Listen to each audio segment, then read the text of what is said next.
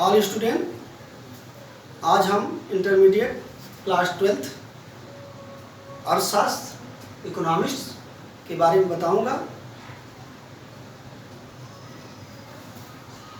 12th में economics के दो भाग हैं। पहला भाग जो है माइक्रो इकोनॉमिक्स, दूसरा जो है मैक्रो इकोनॉमिक्स, जिसको हम व्यष्टि अर्थशास्त्र और दूसरा को समष्टि अर्थशास्त्र कहते हैं।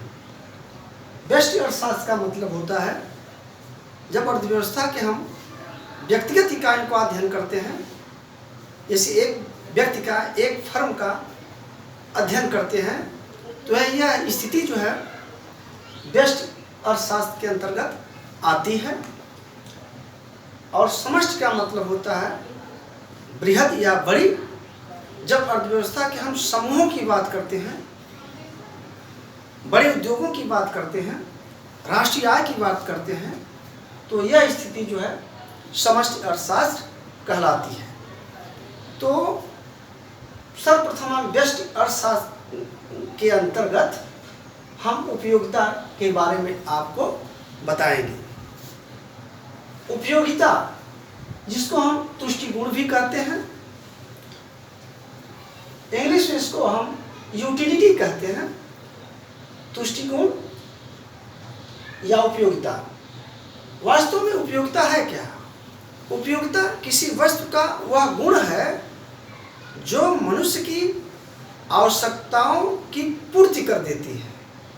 यानी कोई व्यक्ति जो है भूखा है, तो जिस वस्तु के उपभोग से उसकी भूख समाप्त हो जाती है, उस वस्तु के अंदर वह गुण ही उपयोगिता कहलाती है या तुष्टि गुण कहलाती है।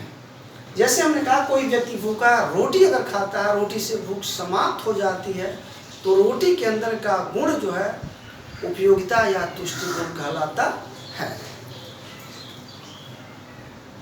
यानी हम इसको परिभाषित रूप में कर सकते हैं कि किसी वस्तु के अंदर वह गुण जो मनुष्य की आवश्यकताओं की तृप्ति कर देती है, संतुष्ट कर देती है, वही उपयोगिता कहलाती है। अब उपयोगिता के प्रकार, उपयोगिता के प्रकार की बातें हम करते हैं। ये कितने प्रकार की होती है? तो उपयोगिता दो प्रकार की होती है। आप यहाँ देखिए, सीमांत उपयोगिता, जिसको मार्जिनल यूटिलिटी भी कहते हैं इंग्लिश में। दूसरा कुल उपयोगिता, जिसको टोटल यूटिलिटी कहते हैं, या सीमांत तुष्टि गुण, या इसको कुल तुष्टि गुण भी कहते हैं। अब सीमांत तुष्टि गुण किसे कहते हैं? तो सीमांत का जो शाब्दिक अर्थ होता है वो अंतिम होता है। तो यानी अंतिम इकाई से मिलने वाली उपयोगिता को ही सीमांत उपयोगिता या तुष्टि गुण कहते हैं।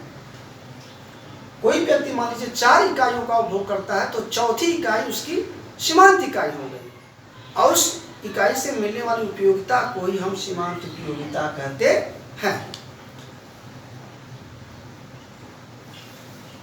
अब सीमांत उपयोगिता के जो रूप होते हैं,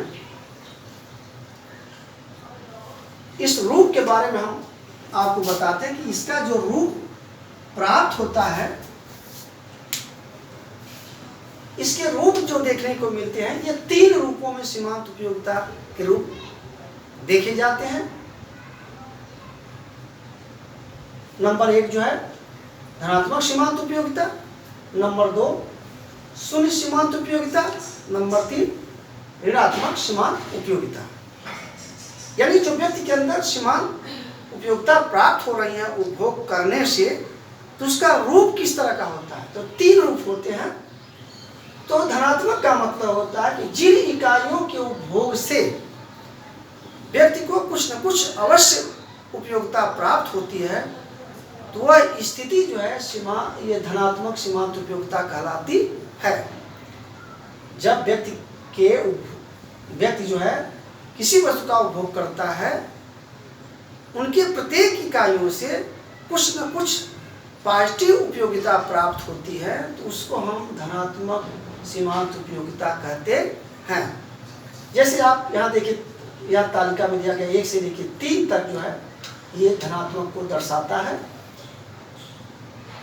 शून्य का मतलब होता है कि जिस इकाई के उपभोग से व्यक्ति को शून्य प्राप्त होता है, यानी उसको उपयोगिता नहीं प्राप्त होता है, न उपयोगिता ही प्राप्त होता है, तो यह स्थिति जो है शून्य सीमांत उपयोगिता को दर्शाता है। यह इकाई का जो बिंदु होता है यह पूर्ण संतुष्टि का बिंदु भी कहा जाता है, क्योंकि इस बिंदु पर व्यक्ति को जब शून्य उपयोगिता प्राप्त होता है, इसका मतलब हुआ कि व्यक्ति बिल्कुल संतुष्ट हो गया है, उसको किसी तरह की कोई आवश्यकता नहीं है। परंतु उसके बाद भी अगर वो अपने उपभोग को जारी रखता है, वो जबरदस्ती से वस्तु का उपभोग कर रहा है, तो ऐसी स्थिति में वह उस रोटी से मिलने वाली उपयोगिता अनुपयोगिता में बदल जाती है, यानी हानिकारक हो जाती है और वह व्यक्ति के लिए नुकसान पहुंचाती है। तो वह आप उसमें जो माइनस में उपयोगिता प्राप्त होने लगती है, जो आप इस 5वीं इकाई से देख सकते हैं कि 5वीं इकाई से -2 प्राप्त हो रहा है उपयोगिता। इसका मतलब कि व्यक्ति की ये 5वीं इकाई व्यक्ति को नुकसान कर रही है। तो ऐसी स्थिति में हम इस दशा को हम ऋणात्मक सीमांत उपयोगिता कहते हैं। तो ये 3 रूप हो गए। जब व्यक्ति को 1 से लेकर 3 तक आप देख रहे हैं धनात्मक हो गया, ये 4 शून्य हो गया, 5 से -2 है ऋणात्मक हो गया। इसको हम तालिका में भी प्रदर्शित कर लिए। आप रोटी की इकाइयाँ आप दर्शा दीजिए, प्राप्त सीमांत उपयोगिता है, जितना पा रहा उसको दर्शाइए। इसके रूप सीमांत उपयोगिता का रूप है, इसको लिख लीजिए।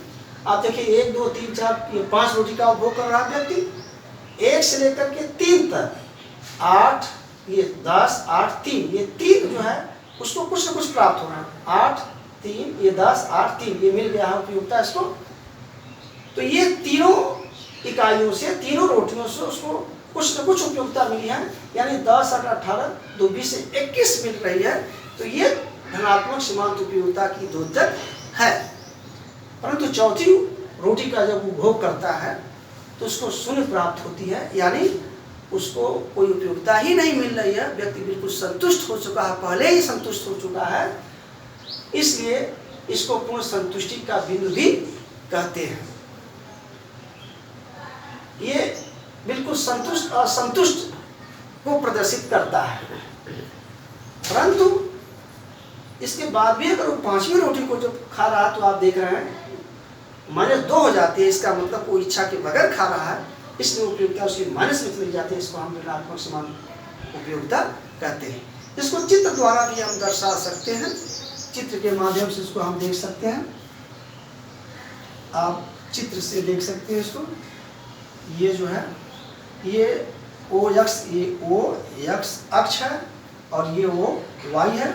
यहाँ रोटी आप दिखा दीजिए, रोटी की इकाइयाँ जो है ये इकाई दिखा दीजिए यहाँ पर। यहाँ जो है सीमांत उपयोगिता को दर्शा दीजिए। जितनी रोटी वो यूज कर रहा है, उपभोग कर रहा है, उसको दिखाइए। 5 रोटी है तो 1 2 3 4 5 1 2 3 4 और ये 5। ये दूरियां भी बराबर होनी चाहिए। हमने बताया ये दूरियां इसलिए बराबर होती कि जो व्यक्ति अगर उपभोग करता है तो उसकी रोटियां हो चाहे कोई वस्तु हो, उसकी समान इकाइयां समरूप होनी चाहिए। समरूप का अर्थ होता है कि उसकी क्वालिटी में किसी तरह का कोई बदलाव नहीं होना चाहिए, उसका रंग रूप स्वाद एक जैसा होना चाहिए, तभी हम इस उपयोगिता का अध्ययन कर पाएंगे। इसकी ये मान्यताएं हैं, ये शर्तें भी हैं। अब इसको हम OY पर जो है प्राप्त सीमांत उपयोगिता दर्शाते हैं। मैक्सिमम आपका 10 है तो आप लीजिए 1 2 3 4 5 6 7 8 9 10।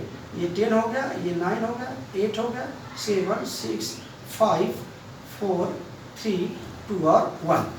अब आप क्या करेंगे, इस तालिका के आधार पर ही चित्र बनता है। पहली रोटी से जो मिलने वाली उपयोगिता 10 को प्रदर्शित करते हैं, तो आप जो है यहाँ पर आप ये कर लेंगे, यहाँ पर 10 पे ये चिन्ह लगा दिया, आपने चिन्ह लगा दिया 10 को। और दूसरी इकाई से मिलने वाली उपयोगिता 8 है, तो दूसरी के सामने जो है आप इसको हम यहाँ पे 8 पर चिन्ह लगा दिया। तीसरी से मिलने वाले 3 है, तो आप तीसरी के सामने यहाँ पर ये 3 है, तो ये तीसरी के सामने आप 3 लगा दिए। और चौथी का 0 है, तो चौथी के 0 का मतलब ये रेखा 0 को दर्शाती है, तो यहाँ पर आपने यहाँ दिखा दिया। और पांचवी का जो है -2 है, यानी नीचे आ रही है, ये क्या है -2 जा रहा है, तो ये नीचे आ रहा है, ये -2 यहाँ पर आ रहा है।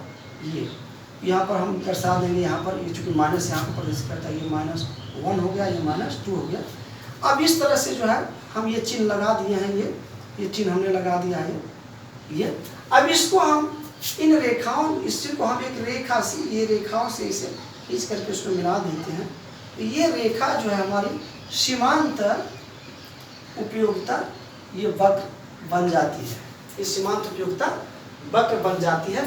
तो आप देख रहे हैं 1 से लेकर 3 तक, 1 से लेकर के ये 3 तक जो हमारा जो क्षेत्र है, ये जो है धनात्मक